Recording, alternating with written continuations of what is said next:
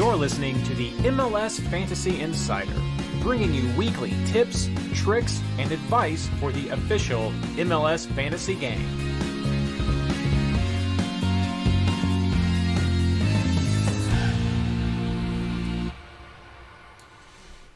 All right, hello everyone who is joining us for the live stream for Double Game Week Round 5. Very excited about this episode. I've got the social already going, so if you are on Twitter, please do us a favor and share that link that just went out from either the MLS Fantasy Boss account or the MLSFI account. It's also posted over at Reddit, and if you're joining us from the Discord chat, hello friends, as Jason would say.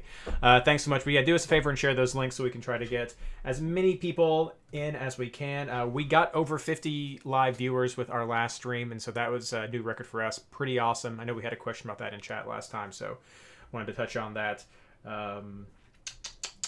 That's pretty much it. We've got the show ready to go, so I just want to give people a second to filter in before we get started, and we'll do the usual intros. And we're super excited to have Isaac joining us and showing off some new gear from the Pride Cincinnati. Didn't proud to have not dropped points this past week, but that's what happens when you don't play. So I had awesome. 3 Cincinnati players. Thank you. I hope most people did. Yeah, definitely a record for most people. All right, well, we've got a good enough people watching. We'll see if people trickle in after as it goes, but if you guys are ready, then we'll get this started.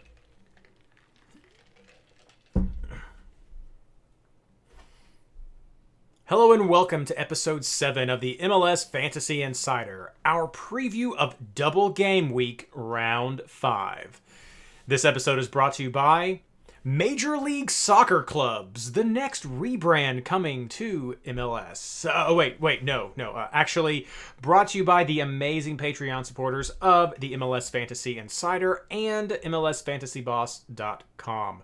I'm your host, Reed Connolly from MLSFantasyBoss.com, and tonight I'm joined by our co-hosts, Blaine Riffle and Ashley Savage, and we'd like to welcome our very special guest, Isaac Jensen, who goes by Samurai Panda FC on the MLS Fantasy Boss Discord server. How is everyone tonight?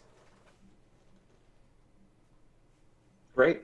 There was a long pause there. You guys had me freaked out for a second. I was like, wait, did I mess up the sound? Did I do all this and it was for naught? But no. I always let Blaine go first, so it's always my habit to just pause. Well, good. No, excellent. You guys had me scared for a second. No, super excited to have Isaac back on the show with us. He was joined us last year, I believe. It was either a year or two ago. I don't know. Everything's kind of crazy. Last year. Okay, everything's kind of crazy, but we had Isaac on the show, and when I went to Discord to sort of try to find someone for the show tonight, I quickly got a response that said, you should check with Panda because he had an amazing week. And when I reached out to Isaac, he said, not only did I have an amazing week, it may have been my best week ever. So I'm very excited for Isaac to tell you about his success this week, and you guys should be excited to get his tips going into this double game week because Isaac is definitely one of our very active Discord members and one of the top players that we have on that channel. So Blaine, Ashley, you guys are gonna have to step it up tonight. Gotta compete. Yeah, I know. Got to compete. Well, let's not keep people waiting anymore. Let's get into our recaps of the round, and we will let Isaac go last. Blaine, how'd you do? And not too bad at 84 after correction, which I'll take. I think another 4.5 million value gain brings me up to 111.3 total. Started off a little slow this year, but I keep climbing in the ranks every week. I don't think the first round of qualifiers is in the cards for me, so I'm going to keep playing a little bit of value, but I can't complain with the 84 I got this week. My team did okay. I mean, a few fives floating around in there, a few big hits. I did have a good captain this week, sticking with the midfielders, but generally just not the greatest round for some of the scores I've seen, but I'll take a mid-80s for sure. Ashley, how'd you do? Yeah, I got 89, which I was pretty content with. Like Blaine said, a couple flops that bummed me out. I went to put in Duncan and I didn't save it, and so I had Mensa instead, which was fine but not as good. I was happy with my captain, with Chicharito. My value's up to 113. No, 113.2, which is pretty decent. Gives me good flexibility. But yeah, pretty okay week. Excellent. As for myself, I had 88 points, so I got one little extra point with the adjustments that came through. Good enough to win 2 of my 3 head-to-heads, but I had such a close head-to-head. I lost 70 to 88. So a heartbreaker there. I think that might have been the Discord league. You guys are too good. But 88 points. My value went up. I didn't track exactly how many, but I'm now sitting at 112.6, so close to 113. If these help any of you all gauge how you're doing or where you hope to be with your value totals. For me, generally a successful week, but I did have some rough spots with my keeperoo. Didn't work out for me. I had Ryan Hollingshead who got me a 3. I could have sworn I swapped him out before lock, but I went to my lineup and I was like, wait, I kept Hollingshead? What? Oh well. So but I had that, but I had Smith, I had Wilson from Colorado. I had Clark as well on my team.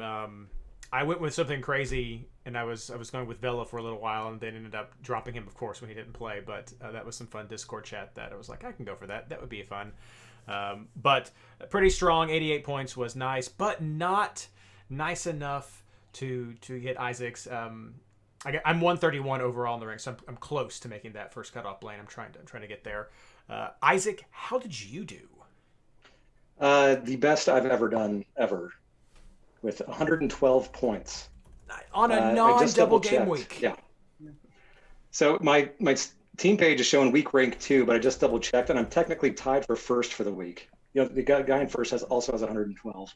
Nice. Skyrocketed me from 89th overall to 6th. I gained 5.4 million value. I'm up to 113.1. I think every player I had got full increase except Francis.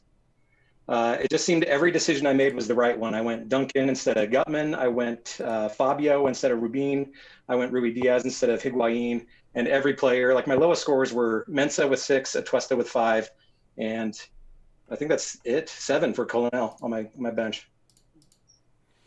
Yeah, the dream team was listed at 150 points, but I didn't even check to see if this would be a legal team. It looks like it's a legal team. Sometimes it's not, but yeah, that's an absolutely amazing score, man. So if you guys are listening, it was bonkers. If you got close to 112, you had a fantastic week. I feel pretty solid that if you hit in the upper 80s, then you likely saw some increase. I know I got a little bit of an increase. If you hit in the 90s, you probably saw a good rank increase, depending, of course, on where you were. I know you all are pretty top-notch players, so if you're up in those top 50, maybe you didn't. But 80s and 90s is probably where you were shooting for this week to really see a good gain. But as Blaine said, it's a long season. This is just the first quarter of the qualifiers, so this is your time, especially if you're a new player, to get used to the system, understand the value changes, bank some value, and then just go all out in the second, third, and fourth quarters to try to get your spot, your ticket punched for the Fantasy Champions League. Let's move on to some quick, just general fantasy takeaways from this round as we go into the double game week.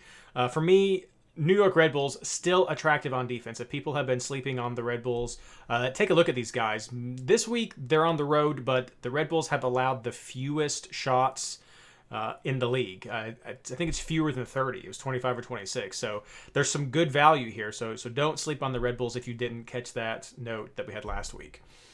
I have to say, I was disappointed in this Vancouver-Montreal game. I know that Montreal started kind of hot, and then they've slowed down of these last couple games, and I thought Vancouver would be a fairly decent match to see if there was anything really left in that Montreal bandwagon.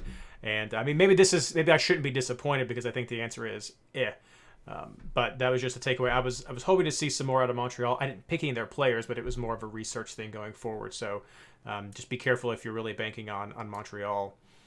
Super disappointed in El Tráfico. I don't know if you all agree. It was 2-1. Vela didn't play. I captained Atuesta. That was one of my big hurts from this round. I was really expecting more, especially since LAFC LA Galaxy had been so horrible on defense. I was hoping for a lot more production out of LAFC. I was hoping for a larger score line, but very disappointed in El Tráfico.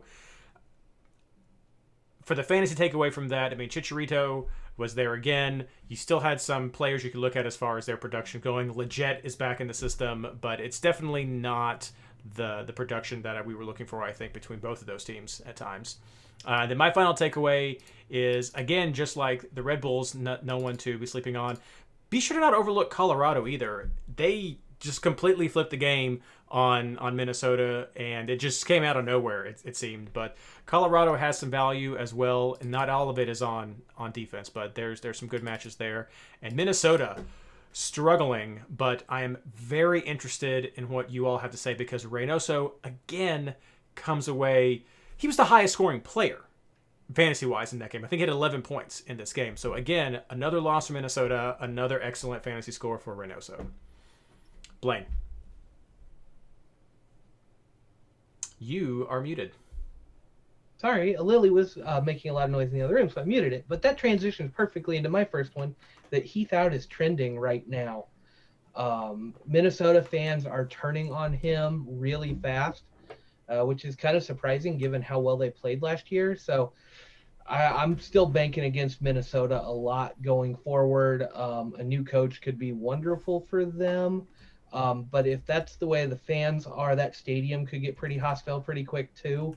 So I don't even know if home games are going to be that good. Other than Reynoso, it's been really hard to do anything there. And this is a Colorado team that I have not been very high on scoring goals. They just have not been putting in the goals with any consistency. And they dropped 3 on Minnesota that fast. Like, Minnesota's defense is gone. Reed, I'm following in your footsteps finally. Captain midfielders. First time, I only went off of it once this year, and I regretted it. I went back to it, and yeah, Chicharito had a good game, but there were midfielders that were just obviously better. And speaking of one of them that I really like, and this is a kind of a 2-week thing, Christian Dahomey for Vancouver seems to be legit right now. A 15-point game. Yeah, one of those was a penalty goal, but still 15 points from sub 9 million midfielder is fantastic. But only start him or only play him if he's starting in that forward spot. When he gets moved back, he's not nearly as productive, not nearly as good. I know it came up on Discord when I was talking about him today that he's just a hair shy of a lot more bonus points. If he ever figures that out and starts hitting those bonus points, he's going to go up in value even more. The shocker for me, for my own team, was Johnny Russell getting 8 bonus points. That was an insane number to hit. Only 1 assist in that 13-point score. So, I mean, 8 bonus points is nuts. Everything was playing through his side and down that channel with him. And Zusi was back in there behind him. So I'm going to watch that and see how much that plays an effect. But Zusi Russell combo down the side was fantastic this week. Yeah, I don't know if I've ever heard of anybody getting that many bonus points in a single game. As a striker, too. Like, that's... Yeah. Yeah. I think Jonah Dos Santos has done it once. Yes. Yeah. As a CDM, it makes more sense, but as a striker, that's insane. Yeah, I think we've seen close to that when you get your passing points and a few defensive points and you get fouled a few times. I know one of Russell's points was getting fouled, but he had a number of key passes and a lot of crosses and everything. So it was nuts. And then I think the biggest shock for me was Nashville getting the clean sheet this weekend. Like, for the first 3 weeks, we were watching them give up multiple goals, and now they're back-to-back clean sheets. Nashville may be back in a defense we can't sleep on anymore. And the final one I had for this week is San Jose is not back. I would not put this. Don't look at the record or the result and look at San Jose playing well. San Jose did not play that well. Wando just came in and bossed the final 10 minutes and won that game pretty much single-handedly. Texas Wando. Yeah. Wando at his price may be a bench option that we have to keep an eye on. If you don't have anybody else to put in there, just super sub if he's going to do this. Throw him on the bench and see what happens. All right, Ashley. Hayden Clark, I can't stop talking about him. I think I've brought him up every week so far. I mean, he just looked good, and I mean that from a fantasy perspective. The way he put together that run-in for the assist, he's scoring goals, he's still inexpensive. I like him with Frankie Amaya in that system too. So I know they're on a single this week, so it might not be incredibly relevant to this week, but I'm all on this Caden Clark train right now. Columbus, who's someone I think for most weeks, especially on this show, we've kind of been favorable to, but they just scored their first goal of the MLS campaign, and it was from a free kick. So they still haven't scored from open play. And that's just concerning to me from a fantasy perspective, because obviously I'm going to assume things will come through Zella. Obviously Blaine's going to captain Josie Zardes, but I'm wondering if something's kind of amiss there. And that plays into what I am thinking about this week as well. Again, watching them play, I've watched their CCL. They look good. I don't understand how it's not really equating outside of defensive bonus points and a couple of shutouts in fantasy. So also on the other side of things, on the goal scoring side of things, Raul Ruiz got his 5th goal in 4 games. It was a penalty, but he had a lot of chances, a lot of missed opportunities. He's looking very on right now, which is he's a little pricey on the striker side, but going into a double, I think that you have to pay attention to the hot streak. And then Chicharito back on the score sheet, which gives him 6 goals and an assist in 4 games, which is that's a lot to start a season in any small stretch of time. So again, Chicharito and LA Galaxy aren't a single this week, but those are just two strikers that from this week I'm definitely paying attention to. And Isaac, what do you got for us? Pretty much what everyone else has said on some of those points, but I'll chat to it. But the Rubin hype is real. That golazo from Rubio Rubin, he's carrying that RSL attack right now. I said 2 things after that game in the Discord chat. 2 things we learned. One, that RSL is still very much RSL, meaning you can't count on them always. And Wando is still very much Wando. He is also carrying that San Jose attack at times. It's crazy to me that he can just still come in and boss around a game like that. And with the new double game week scoring options, it makes him a viable bench candidate, potentially. Yeah. I also noticed that there were some formation changes that changed some expected fantasy outcomes. Everyone is really, really high on Heel this week. But I noticed, like in their first 2 games, they moved to a 2-striker formation, a 4-4-2. It moved Heel out to the wing instead of central. And he put up another 6 or 5. And every time he's been on the wing, it's been 5 or 6 points. But he had his monster game when he was playing at the 10 spot. Mm-hmm. So sometimes formation changes really can turn me off of a player. And it's same with NYC. It looked like they were in a 3-4-3. You expect them to be very attack-minded, and they just didn't really connect much. I mean, Orlando's got a great defense, but Medina put up a 2 as opposed to his double digits last few weeks because he was playing further up on the right as opposed to kind of a winger or central. And then my last take is Fabio, just Fabio. I don't think I need to say any more than that. Just Fabio is the real deal. If you don't know what it is, then you don't know. Yep. Well, let's throw people a bone who may be new. What team should they at least be looking at for Fabio? Fabio is the center forward for the New York Red Bulls. He is strong. He is fast. He is cheap. He was, I think, only 5.1 this past week when I picked him up. Yeah. And he's got 4 assists in 3 games, I think. So you've got a cheap striker who's getting assists. He's getting bonus points. He's not goal reliant. That is golden for fantasy. Very good. No, it's very good.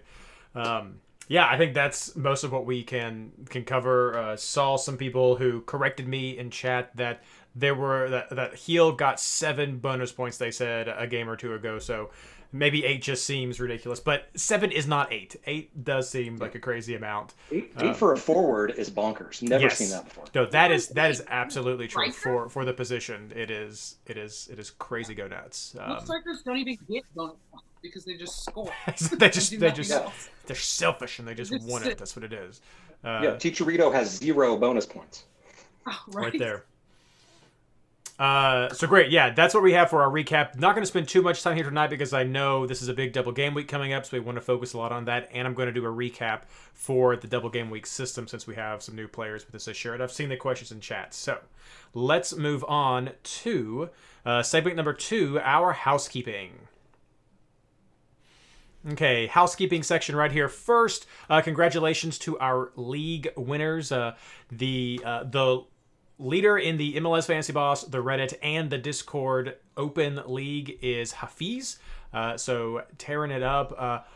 Also, one of the top scorers in one of the head-to-heads, but not the top scorer, so you're going to have to hold off for a 4th shout-out.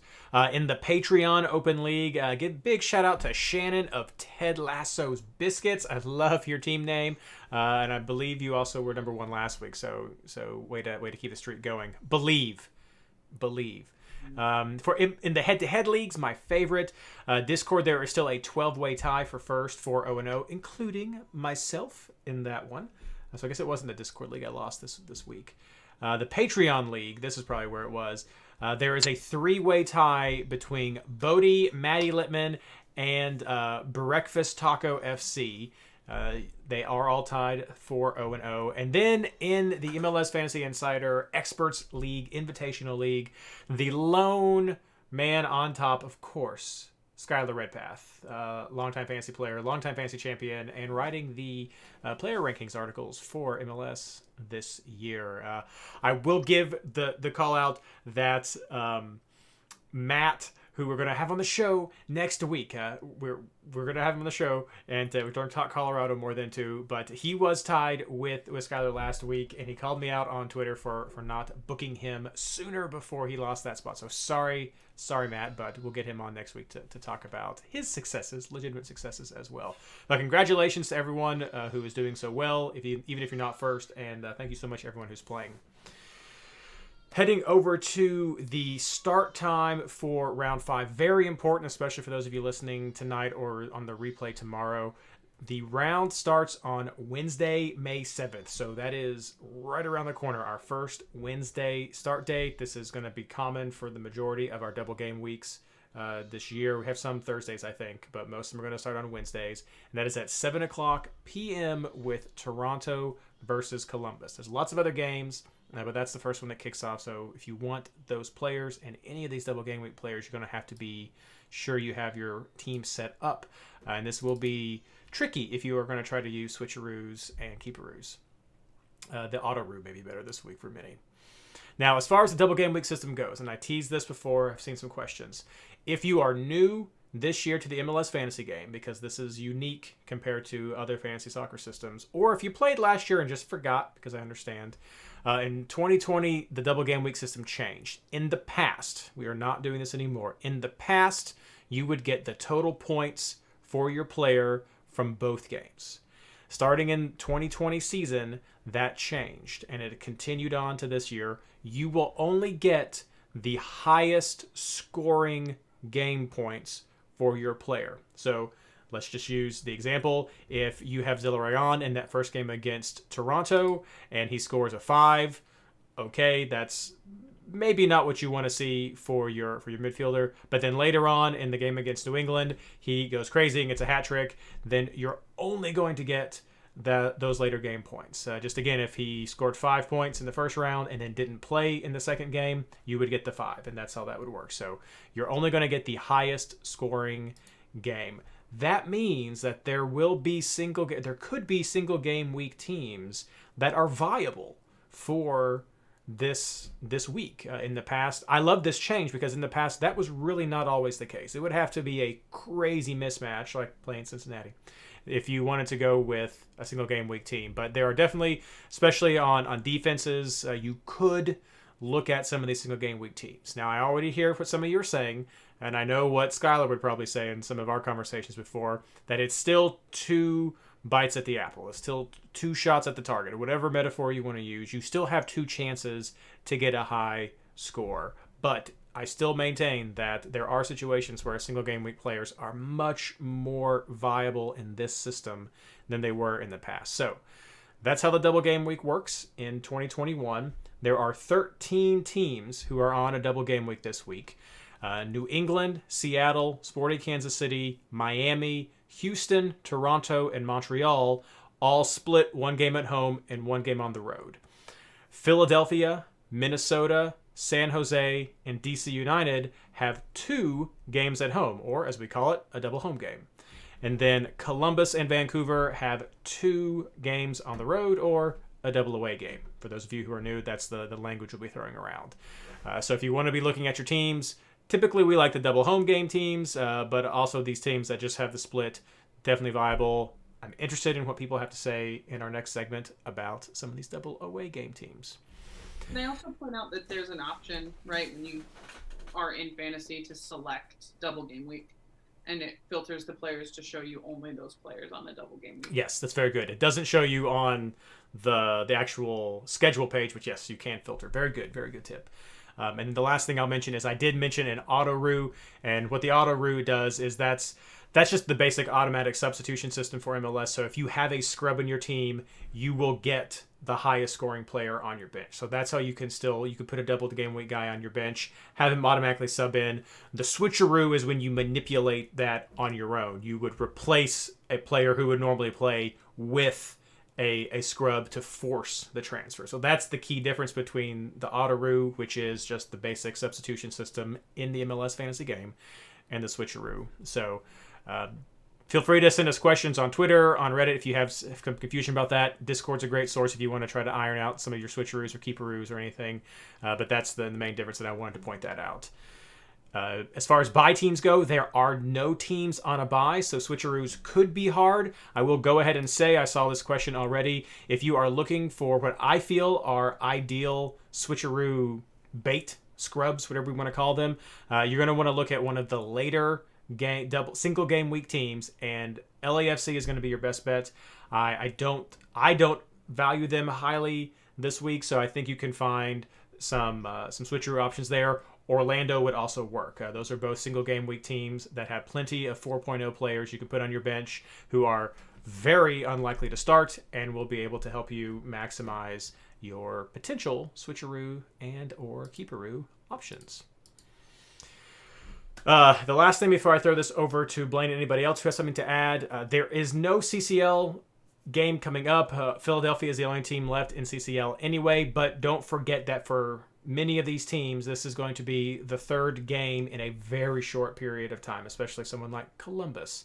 So there could be expectations of rotation or tired legs at least, so keep that in mind still when you're looking at some of these CCL teams who have been knocked out. Heartbreak. And now, Blaine, throw it over to you for the injuries, suspensions, and the Discord injury report. Yeah, the crew was busy. I was not as available Friday, and they did great work keeping everything updated. Just the highlights this week, because I've got the list cleaned up for you all. Ring for Austin will be suspended. He picked up 2 yellows, so a red for this game, and that's probably going to have a major impact on the Austin defense. That's why I bring that one out. The defense has looked really good so far. Lots of bonus points to be had. Stuber has been a quiet option that's been picking up a decent floor. I would shy away from that. It looks like Felipe Mora went out for Portland with an injury. Don't know what the question is on there, but Ebobisi is back. So that's always good news to see hate to see one guy go out, but another guy comes back. Ola Kamara played for DCU. Maybe bring some life to their attack going in the next few games. Ladero was a late scratch or didn't travel. Not 100% sure what's going on there. I got 2 Seattle people here, so they can probably fill us in a little more. But he didn't feature. Knee pain. So after the game, he did feature, and he had a huge ice bag on his knee. And his previous injury was a quad. So it's just listed as knee pain. I don't feel great about it. Yeah. If you're winning, why risk him? That's kind of the thing. So I would expect caution there. And in a double game week like this, if they've got a later kickoff time, don't really wait around for him. Get your midfielders that you need. Interesting transfer news. Soteldo was on the bench for Toronto. Supposed to play one of those 2 winger positions and should bring a lot of life to that team in the attack. So he's getting closer. Toronto is probably not going to be the team to bet against scoring goals or scoring a lot of goals here in the near future. And then Attinella went out with an injury, which brought in their their third string keeper. I think he's a 4-0. So no matter what you've got going on this week, if you're running double game week keeper and you don't even want to deal with the switcheroo, because we'll talk about that in the keeper section, you may throw him in on your bench where you know he's not going to play. And if he has a good game in one of those, he may get a cheap price rise for you. And don't even worry about the score. He can't lose you money. Throw him in there. If he gets a price rise, you win. And that's all I have for the highlights for this week. All right. Ashley, Isaac, anything else you'd like to add? I thought I heard Tinnerholm went out injured. Yeah, that did come up in chat. Yeah. I listened to the game, but I didn't watch it. It sounded like it was a hammy. Yeah, I watched it and it looked like cramping or hammy, but I haven't seen. They didn't say anything. I didn't see anything after, but he did pull up and get subbed out. All right. Well, there is the wrap up for just the housekeeping section. A lot to go on. I mean, this is the first double game week, so trying to cover all that we can. But I know a lot of you all are here for the picks and very excited to go over this section. So let's move on to segment 3, our current round, our round 5 player picks. Oh, my auto button did not work for that. Rats. All right. Well, segment 3, the current round player picks. Let's start out with the most promising games as we see them. Ashley. Yeah, I hated that I had to go first for this one because I'm having a tough time this week, guys. Like, when I sat down to make my team this morning, everything I looked at felt so cookie cutter. Like, it just felt too almost predictable, if that makes sense. I felt like I'm taking some low-hanging fruit of bait in some of these games. So I'm gonna throw at you what I have, and please feel free to tell me I'm a lunatic. I like Philly at home twice. I know they have CCL. I know they had CCL. They're a pretty depthful team. They rotate pretty well. I like them at home in general against most people. So 2 home games. They're definitely a team I'm paying attention to.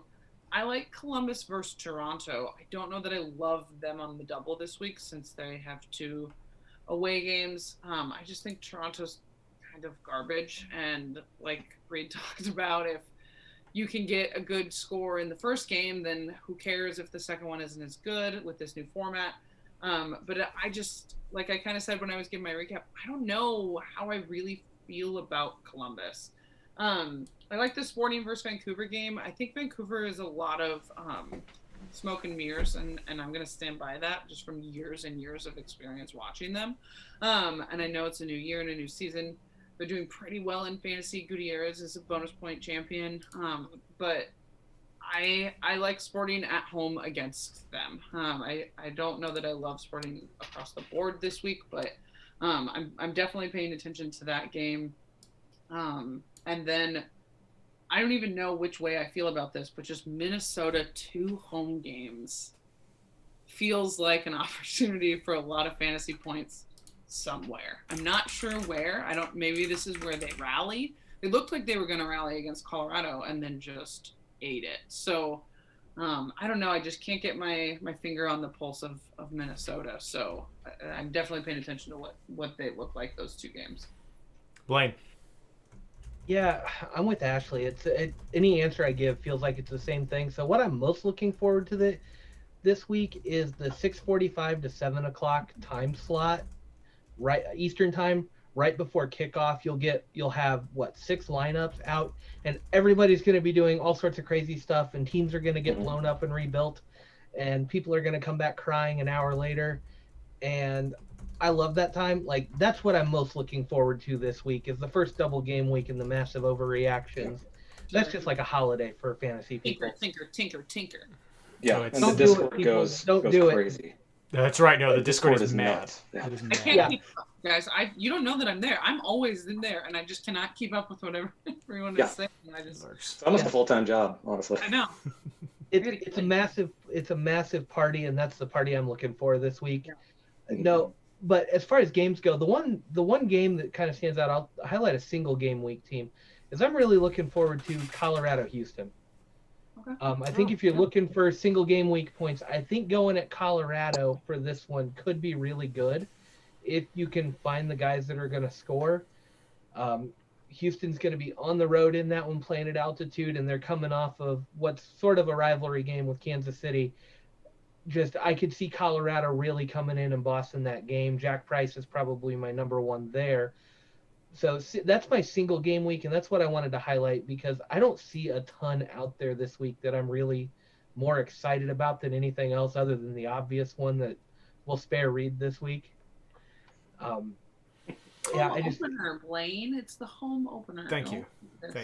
No, I think you make a good point, Blaine. I mean, and I've thought this as well, that looking at a lot of these games, especially this part of the season, there's been a lot of parity as far as how I'm valuing these teams. There's not a huge standout offense, a huge standout defense.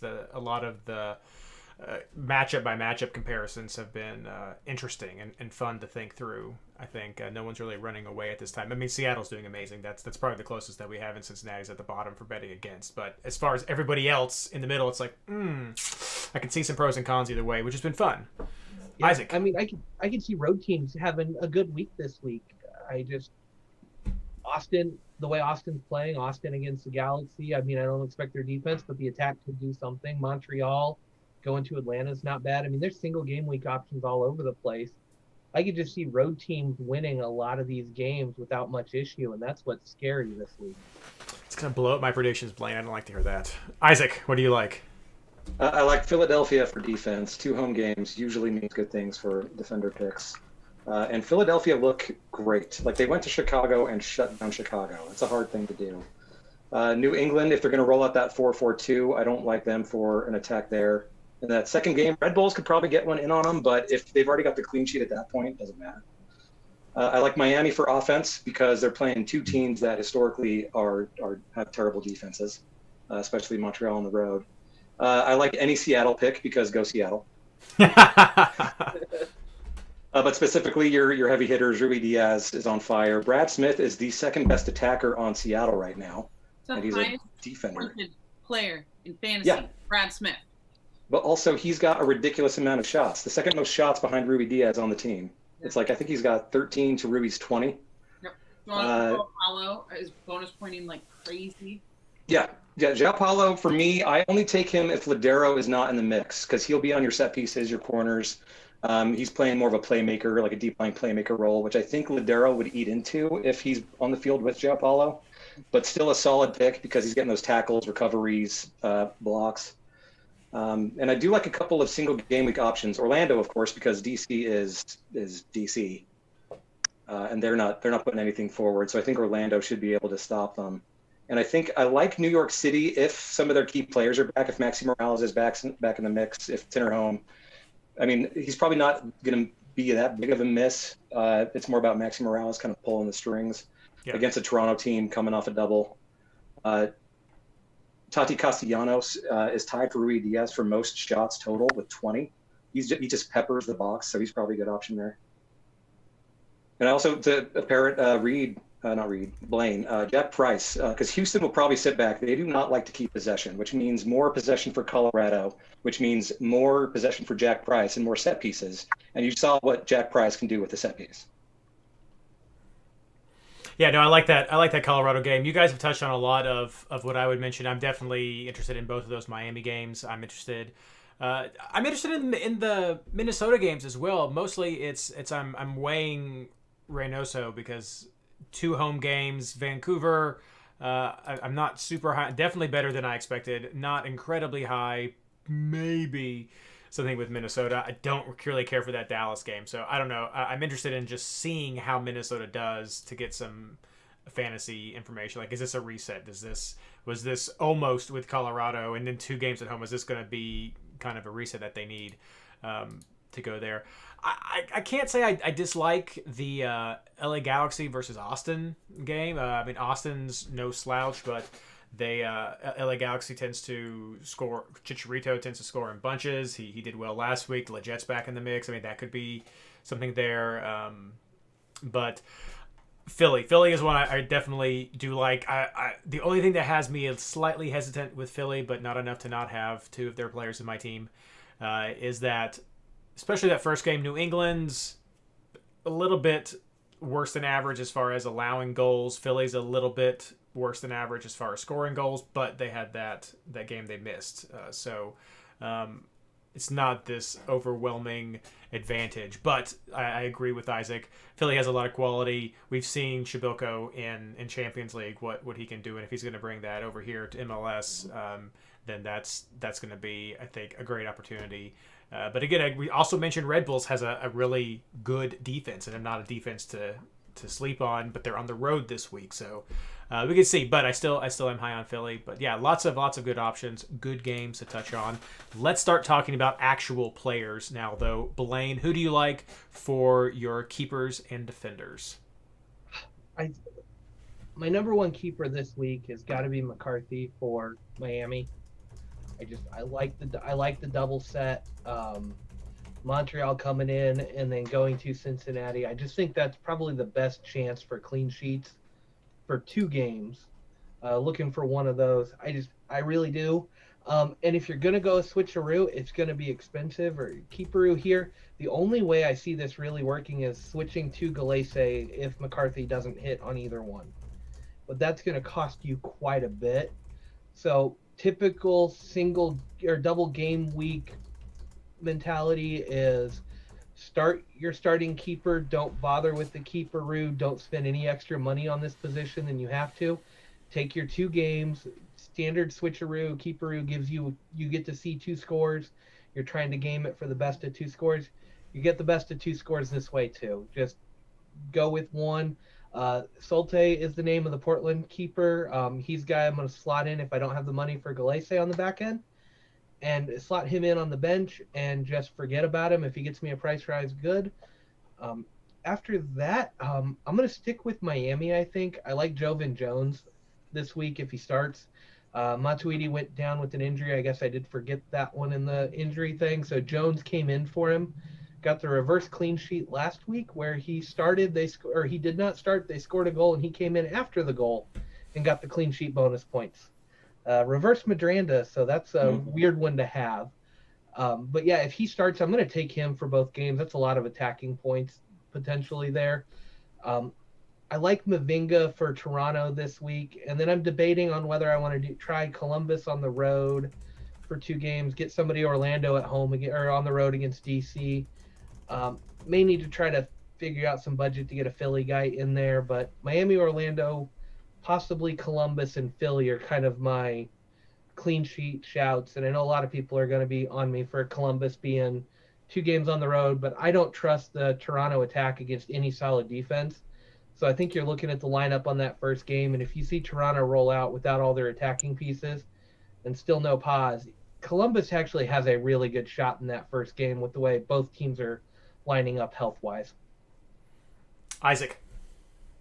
All right, my first initial keeperoo was Blake Ochoa. That was my first instinct because you got a keeper with a great defense at home. Mm-hmm. And then right after Blake finishes his second game, you've got RSL at home against Nashville. We haven't seen them on the road yet. We don't know how they're going to do. And Ochoa is dirt cheap. But then I thought maybe I want to splash that Blake cash around and go, a different option. I doubt I'm going to move from that, but I do have some hot takes that I was talking to Blaine about. And also to pair it back what Ashley was talking about with Columbus only scoring 1 goal. And I'm thinking Bono might be I'm considering him a single game week option because it's the first game. He's super cheap. New York is going to destroy them. But if Columbus can't score, Bono could be a cheap way to pay off early in the game week. That's very risky. I don't even think I am willing to do that, but I thought it's at least worth a look. Columbus has the lowest XG and the least amount of shots per 90 of any team in the league. So that's why I'm looking at that. And I think this could be the week to see St. Clair possibly get a clean sheet. I don't trust Vancouver at all. They are the second lowest shots per 90, second lowest XG. They have 0 goals in the run of play. It's been 2 penalty kicks and 3 goals from corners or free kicks. And we already saw St. Clair stop a penalty. He's 5.8, also front end of a bench, but then you probably got to go Galisi on the back end. That's expensive. And that's just kind of a strategy I've done this year that's paid off, is just pay the least amount as possible for a decent keeper option. Because if you spend 5 million and a keeper gets you 4 or 5, instead of paying 7 million with like someone like Room that ends up giving you a 2, you could splash that extra 2 million around for better attackers. I don't know. It's kind of the Bundesliga fantasy strategy. Don't pay up for keepers if you don't have to. Yeah, no doubt. And then for defenders, I've got Glesnes from Philadelphia. He's a set piece threat and is great on a free kick. I've got Wagner because he's splitting corners with Montero, so he's got set piece duty. Fontas for the same reason they're playing Vancouver. SKT there, some coverage there. And of course, Brad Smith. Always Brad Smith. And then I think I'll end up with an Orlando defender or 2 as the back end of a switch, just as a backup. And any Orlando defender will do because DC can't score unless it's on themselves. Yeah, that's been. I haven't done that a lot this year, but I haven't doubled up with my defense. And I know I saw several teams who had a lot of success this week with the double up. I tend to like to split it up, or I'll match a defender with a keeper, but I don't often double up my defenders. But you can do it. Let's see here. We did Blaine, and then we did Isaac, and then we did Ashley. I keep going back and forth between Room, who I think is a bad choice. Feels like that's just what I think I'm supposed to do. McCarthy, I also kind of like. I did a little look with, if I put Bono in my keeper, who could I have that's still a double game week keeper, and do I want to spend that money? Because if you slot Bono in, and he does eat it, that's a 4 Pacific time game. You could still do Minnesota or Vancouver. You could still do San Jose or Seattle. All of those are either not great options or you're spending a lot of money, or then you're looking at a single game week. So I'm still kind of toying with it. I follow a similar strategy to what Isaac said, where I try to not spend a bunch of money on a keeper unless I feel really good about the shutout, because keepers and defenders are starting to even out in price, and I'd rather play a field player who's going to get more than just saves and shot bonus points. I'm paying attention to Shawcross from Miami. I don't know what's going on with the wingback situation in Miami. Leardom wasn't in the 18. I didn't see why or how. And I know I saw a lot of people talking about him going into the week, so clearly it wasn't a well-known reason. Joven didn't make the start. Brooke Shea did. You guys know how I feel about Brooke Shea, but that seemed a little off base as well. So, I'm just a little nervous about Joven. I agree with everything you said about him, Blaine, but I'm hesitant when you look at all those other things I just said, right? So I'm paying. Shawcross has been kind of sneaky as a center back, picking up points here or there. A Columbus defender, like you said, depending on what Toronto puts out, I think that's the best game for them to get a clean sheet. I will not be dropping Brad Smith for the foreseeable future, so he is also in my team. And then I'm considering Gutierrez for Vancouver strictly for the bonus points. I don't love their matchups. I don't know that I fully see a shutout from him. But going into Minnesota, who I think we all said we don't know which Minnesota we're going to see. First half Colorado, Minnesota, or second half Colorado, Minnesota. So depending on who that is, I kind of like Gutierrez for Vancouver as well. Reed. Yeah, I think, yes, thank you. Sorry, I had a Discord notification pop up. No, I think you guys have touched on a lot of them. I know Blaine had mentioned McCarthy. I think that's a pretty popular one that people have had for the rotation, trying to capitalize on Montreal and Cincinnati. But as Isaac was saying, that does, if you do have to do a keeper, if he just has 2 horrible games, you're really only left with Orlando or LAFC at that point, which Orlando might work, but it's expensive, so you have to make sure you have budget saved up there. You guys make some really good points there. I don't really have anybody else to add. You guys have touched on a lot of the key players. I think I've seen some people have Atlanta players in some lineups that could work. I mean, Atlanta's had some struggles this year as well. I don't know if they're my favorite options, but you could definitely go with that. Chicago? Is that too crazy? At DC single game week? Yeah, you could potentially go with Chicago. As far as Chicago is the 4th worst team at allowing shots. They've allowed 60 shots over all of their games, but DC United has only created 46 shots out of all their games, which is in the bottom third. So I mean, Chicago's sort of, I don't know, Dr. Jekyll, Mr. Hyde is the best thing at times. They tend to be maybe hit or miss is the better thing to say. I don't know. I would definitely go with Orlando before I went with Chicago as far as who's going against DC. But yeah, you guys. Yeah, no, late games are rough. Late games are rough. You guys covered a lot. That was great. Let's move on to midfielders. Isaac. I've got Montero, of course, from Philadelphia, 2 home games. Even if he doesn't score or Philadelphia doesn't score, he's putting up some really good bonus points, especially playing at that 10 role. And it sounds like, I think Jose Martinez is out this first game as well for suspension. Was it a 2-game ban? I don't remember. Yeah, it was like $1 million. He straight up assaulted at that. I think it was he got 2 games on top of the red card, so he's got 3 total out. So that means he's out for this whole double game week, which pretty much means Montero will play the 10, I think, because they brought in that new guy. And that makes him a fantastic fantasy option. I've got Reynoso because I like the fixtures, and he's just about the only reliable piece except that 1 week, I guess 1.5 weeks. The thing with Minnesota is Reynoso is fantastic. I'd say he's almost Ladero-esque. He just has worse pieces around him than Ladero. Their finishing has been terrible. They've put up a lot of shots, but not a lot of shots on target. So if they can just get it to click, Reynoso is going to be fantastic for fantasy. I think the differential I have here, I almost went with him last week, is Morgan from Miami. He seems to be putting up more bonus points like he used to. I don't know why Neville isn't playing down the wing. Morgan's like one of their strongest players. But one thing I've noticed with Cincinnati is they are awful at defending from attacks down the wing, and that is Morgan's bread and butter. So much so that I am tempted to captain Morgan this week. Ooh. Nice. I appreciate that. Yeah. I've got João Paulo in for Seattle coverage. If Ladero starts, I might have to switch. But I don't know if Ladero's good for more than about 90 to 100 minutes, even if he does start total for the double game week. So I might end up switching to Espinoza for San Jose, even though that's blasphemy. I think San Jose will destroy that young keeper in Portland. So it's really more for the second game there. And then as a fallback, I've got a single game week option with Chris Mueller or potentially Nani if I have the money, because I think they can eat against that DC backline. I will add, though, for anyone listening, that whenever we say João Paulo, if you're in the game, it's actually J Minor. Minor, I don't know. I would say minor, but I'm sure that's wrong. But that's not how we call him anyway. So, but that's João Paulo if anybody is confused with that name. So Minor is who we're talking about there. All right, Ashley. I'm gonna overlap with Isaac a good amount. Montero was probably the first person I put on my team from Philly. I also have João Paulo. Paid attention to the Nico Ladero aspect as well.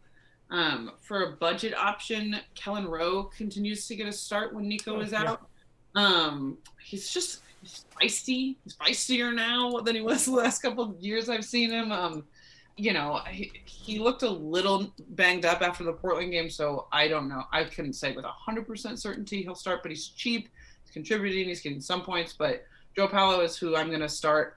I keep going back and forth between Zella Ryan and Reynoso, mostly because I think they're almost the same person in fantasy, but Columbus has the key players that Isaac said Reynoso doesn't have, right? Or did Reed say that? I'm sorry. One of you said I agreed with it.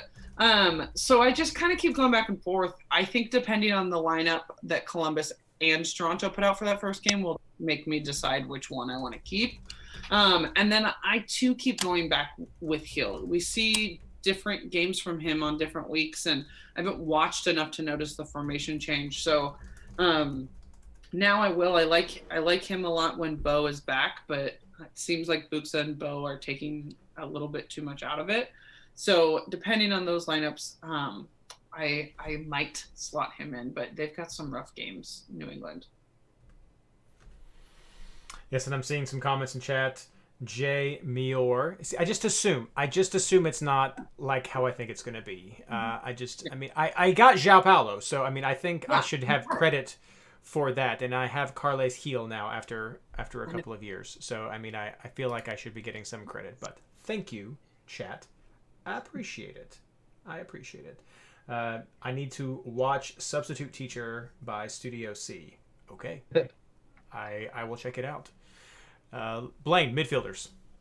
Yeah, Reed, on that, there's a principle that goes in there that your brain sees the first and last letters and basically makes up everything in the middle and associates it with another word. You're just doing that on overdrive. There we go. That's what it is. Yeah, it's science. You're good. No, actually, I'm going to disagree with Isaac. One of the first names I put in my list was Dahomey for Vancouver. The way Minnesota's playing and the way Kansas City tends to give up some set pieces and everything, I think this is prime opportunity to get somebody who could have a big week. And you're looking at 2 good games. I think both of these matchups kind of favor him to a degree. And he's under 8 still. That's another huge reason why I'm bringing him in, because I'm looking at a lot of premium players this week in my lineup. So I'm looking to save some money and get some good matchups. So Dahomey was actually one of the first ones I brought in. But I think he's the only Vancouver player you'd really want to bring in this week, besides maybe Gutierrez. Ashley, I'm with you. It seems like Carlos Heel has to be in there. I can't get away from it. Given the injuries, given who we're missing with Pozuelo and Ladero being out, with Reynoso playing on a really bad team, the number 1 midfielder in the game right now has to be Carlos Heel. Points-wise, it is, right? He's the highest point in midfielder. Yeah, like form-wise, everything. It's just, can you, on a double game week, can you not take? And the answer is almost always no. We've had that with Diego Valeri in years past. He's been the best. If he's playing a double game week, you take him. You can't risk not having him if he goes off. And that's my logic with Heel right now. You can't risk not having him if he goes off. And if he goes off in one of those games, it's going to be huge. Now, I agree with everything that's been said with the lineup and the formations there. If he's playing out wide, he's going to be the first one I dump to come in and do something different. But if he's in the center, I don't think I can move away from him. I don't think my brain can handle it. And then I've also got Monteiro for Philly. I think he's a great option with the double home, with the injuries, with the absences. He's going to be involved, and I think you're going to get one good game out of the 2 from him.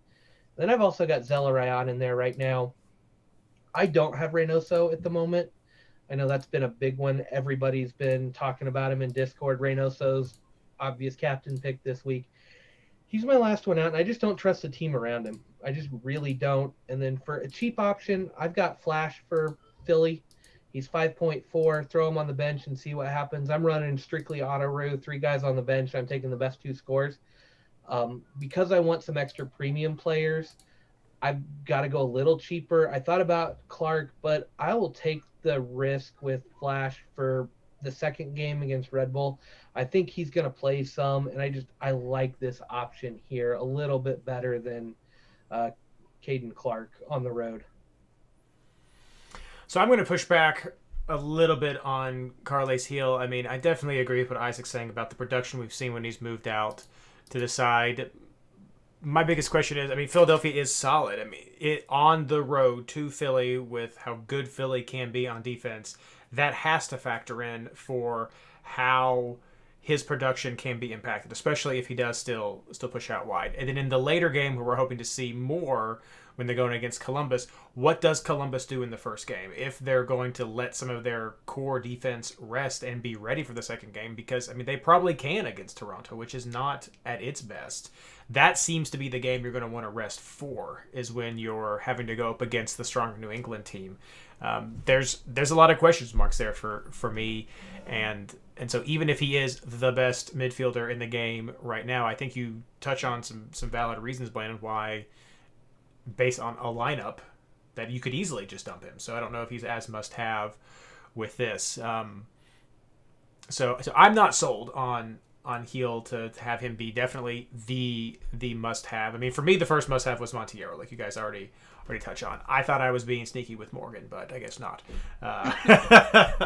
For less than 5% ownership, I was like, yeah, but you guys listening are the 5%, so that's what that is. Otherwise, you guys touch on a lot of the high ones. I do have Zelarayan in my team right now. I'm not sold on him. I put him in there to sort of like, how do I like this? He's 9.1. It's kind of a good placeholder of a decent value to see what else comes up. I see people talking about some others in chat. Yeah, there are definitely some different options. Chicago has some value. New York's got some potential value there. New York City has some potential value there.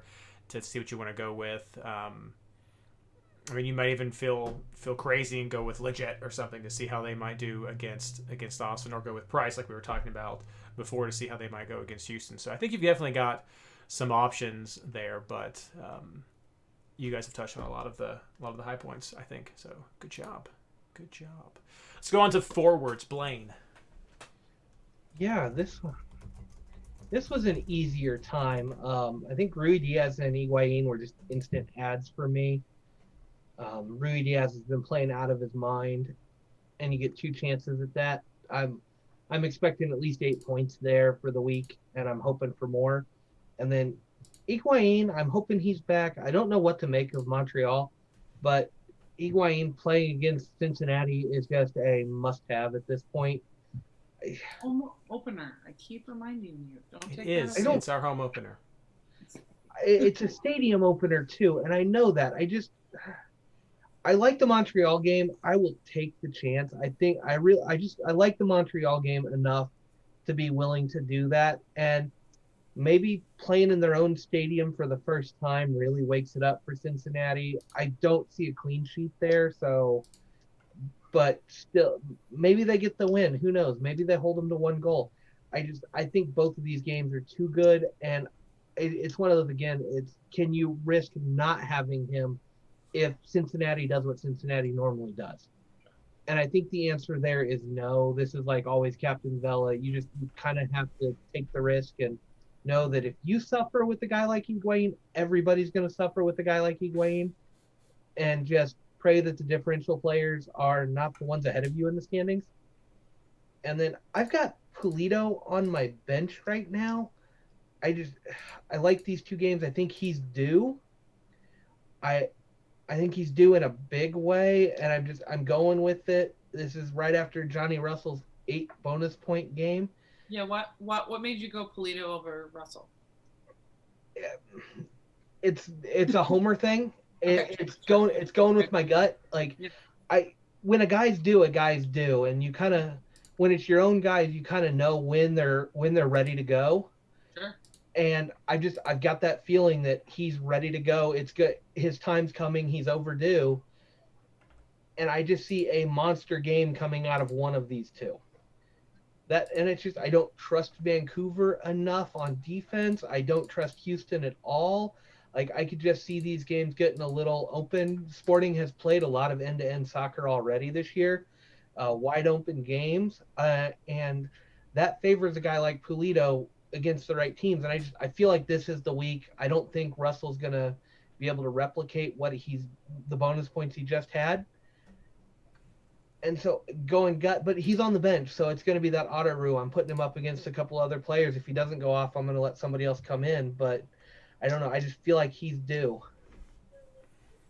Sounds pretty close to a gambler fallacy right there, but we'll keep going. Isaac, who do you like? First one into my team was Rui Diaz, of course. He's done me right 2 weeks in a row. I'm going to roll with it. I agree with everything Blaine just said about Higuain, but I don't currently have him. And the reason I don't is because I am spending up for single game week backups for all of my bench, because I like to play it a little bit safer like that. I'm going to be available for lineups, but not running an auto roo, you end up sacrificing a little bit here and there. But I'm fine with the other 2 options I've got. I love Pulido as well, but I'm going for Russell for 2 reasons. One, he's got the captain's armband now, which I think is promising moving forward. He's going to be more involved. He's going to kind of control the play. And also, he's now back on corners. He's splitting them with Busio. And as you'll hear in the chat, Busio isn't good at corners. Russell is very good at corners. And that's a big part of why he put up all those bonus points. And then as my cheap bench option, Cade Cowell, of course. He's not really for the Seattle game, but for Portland. I think they're going to eat against that young keeper. And he is very much involved in the attack, not just your goal scoring, but you can do assists, bonus points, all of that. I think he's in the top 5 for shot creating actions in the league, which is great for a cheap forward. Another ones I've looked at, I've looked at Shabilko for Philadelphia, but I think they have tougher defenses they're going against, which is why I went more defense with Philadelphia, but he's super cheap as well. Ashley, who do you like? I like Higuain, I like Rui Diaz, I like Cade Cowell. Yeah, You guys, I like those players as well. We touched a lot of them. Shpilko, I mentioned him earlier as well in the show. He's been fantastic with CCL. I think has a lot of potential there, but rotation is going to be a big thing there. Yeah, I think you guys touched on a lot of the ones. Quick look over at chat. Not seeing really many difference. Let's see here. People are asking. I see Castellanos. That's yeah.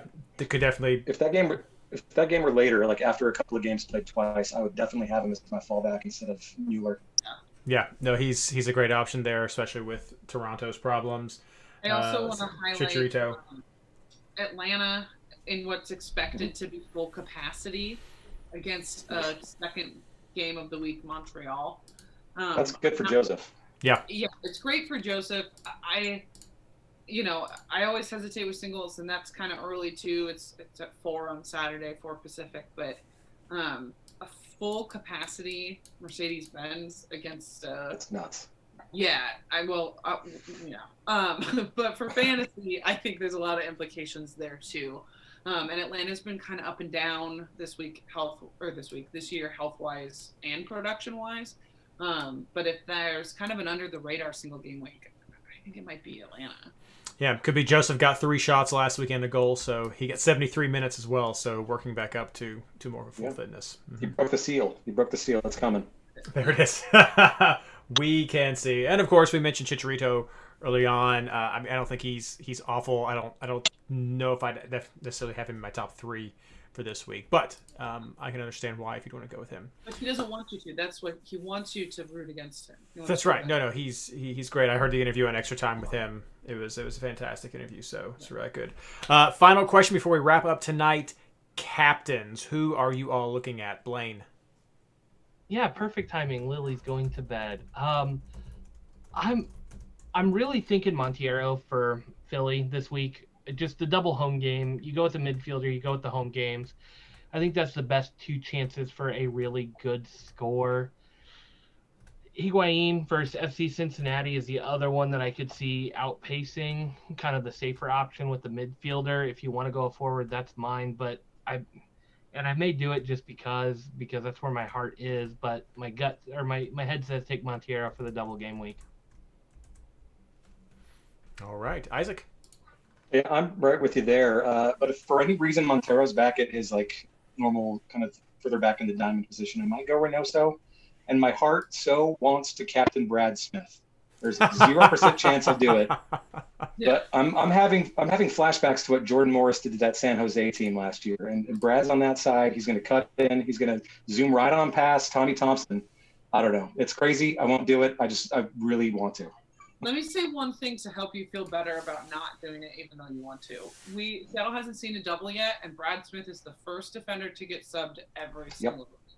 So there's no indication he'd play both, but I agree with you 100%. But that just means you have the good shot for the clean sheet if something late gets allowed. Mm-hmm. To get those doubled. Cardinal too is what I'm worried about. You have the Madronda ready to go. Yeah. Ashley, who do you like? This is super homer, and it was just the first thing I did. I reserve the right to change this by the time we chalk board, but I just like Rui Diaz. He does well against San Jose. I don't know what LAFC is doing. Seattle put a tie on them at the bank, and that was Rui Diaz's worst game of the year, and he knows that. So to come home and play in front of a small crowd, but a crowd, against LAFC, I just like his opportunities in both of those games. I think I'll end up going with Montero, but I like to dream on a Monday, and then I get realistic on the game day. So right now it's with Rui. It'll probably go to Philly. So as myself, I actually have the captain on Reynoso right now. I think what you say makes a lot of sense, Isaac, that Monteiro at the number 10 is also a really strong contender. But I do have it on Reynoso right now. I don't know, these last couple of weeks I've just been into doing kind of fun things, throwing Bella in there and putting the captain on Reynoso. I mean, it's fun. It keeps it interesting. But that's where my mind is as well. So interesting. I like these first at least rounds 2 through 5, it seemed like there's not been a consensus captain pick, and people have been going with different options, and it's been fun to see. Ever since we got rid of that ACV after round 1, which it's been just sort of open season for captains, and I love it. So a lot of the same names popping up in chat as well. So yeah, that seems to be, looks like Monteiro, Reynoso, Rui Diaz, probably our top 3 right here for captain's picks, and then maybe some of those maybe Higuain, maybe after that is more of a fringe type person. We'll throw Brad Smith on there as a wing. You didn't just dudes. Well, yeah, we'll do it. Sorry, I got 2 Seattle people here. I got to make sure we get the love. We got to do that. All right. Well, that's all that we have for the show tonight, everyone. Thank you so much for listening. Let's start with some plugs. Isaac, we'll start with you. You'll just find me in the Discord, Samurai Panda FC. I'm there pretty much all day, every day. Like, there's nothing better to me. Like, this past year has been rough for everybody. I suffer with anxiety and depression, and to be able to channel that into a very enthusiastic, upgoing, just an awesome community has been a lifesaver. Yeah, but that means a lot. Hearing you say that, Isaac, I know one of the big things that Blaine, Mike, and I did last year was we kept the podcast going even when we didn't have games, is because that mental health element was so important last year, and so I really appreciate you saying that. And I appreciate that the community here exists, that it's been able to help you and anybody else who is in that same situation. This is a great community, and if you can find some opportunities to connect with people and have some good time and forget about anything that's worrying you at the time, please do. It's a fantastic place. It's not just about soccer. People talk about all sorts of stuff. So yeah, check out the Discord community, MLS Fantasy Boss /Discord for the easy way to join. Ashley, what do you got? Just like traditional, switch the pitch. Check us out. Pumping out as many articles as we can covering these games. So yeah. Blaine. Yeah, not a whole lot here. I mean, I want to echo what Isaac said. Like, the community there is good for a lot of stuff. It's not just fantasy. It's not just soccer.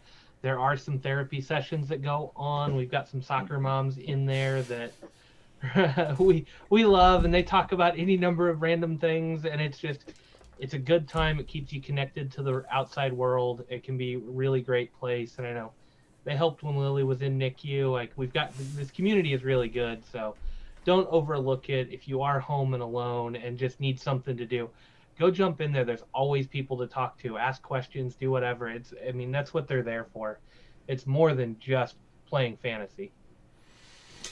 Yeah, and as for me, echo everything about the Discord. Also going to talk about MLSFantasyBoss.com. Articles will be coming quicker this week, trying to get everything out as much as we can on Tuesday. Blaine's articles, my articles. Some stuff will still come out on Wednesday. I'm going to try to get the Discord player rankings poll out tomorrow so you guys can start voting on that, and then we'll try to get the actual article up for the rankings on Wednesday. Of course, the chalkboard will be tweeted out from the @MLSFI account if you are still looking for picks at the end there. But had a lot of great feedback about the rankings from Discord this year and this community effort. So if you see that, check it out, vote. It's 100% community driven, and I post the top, anybody who gets at least 20% of the vote, that's how the rankings go. So it's some pretty fun. But yeah, check out MLSFantasyBoss.com.